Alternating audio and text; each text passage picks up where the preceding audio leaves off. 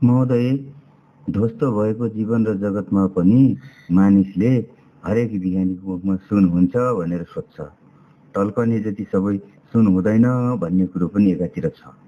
धैर्यता र प्रतीक्षा बिना सफलताको उज्यालो आउन निकै मुस्किल छ। तर निराशाको अँध्यारो भने गोधुलीको साँझ जस्तै एकदम समीपमै आई बसिदिन्छ। जीवनमा हरेक वस्तुको समय, ऊर्जा, इतिहासमा एकपटक पक्कै पनि विस्फोट हुने गर्छ। त्यसैले यो कुरामा निर्भर गर्छ कि राम्रोको लागि हो या नराम्रोको लागि हो भनेर।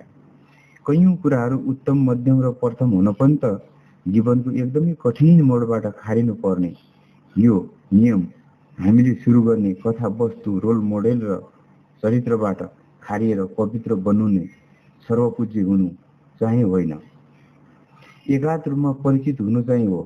यसलाई हरेक मन मस्तिष्कले अमूल्य या मूल्यहीन बनाउने गर्छ।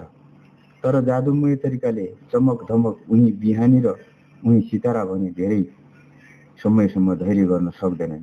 त्यसैले आज जस्तै भोलि आउला, तर धेरै फरक आउला। त्यो हाम्रो बसमा हुने छैन, हुँदै होइन। प्रतीक्षाको फल मिठो भए पनि कठोर सजायले धेरै नै चारैतिरबाट बाँधेर राखेको हुन्छ महोदय। त्यसैले गर्दाखेरि हरेक दिन, हरेक पल हामीले धैर्यता र प्रतीक्षाको लागि केही न केही अंश छुट्याउनु नै पर्छ।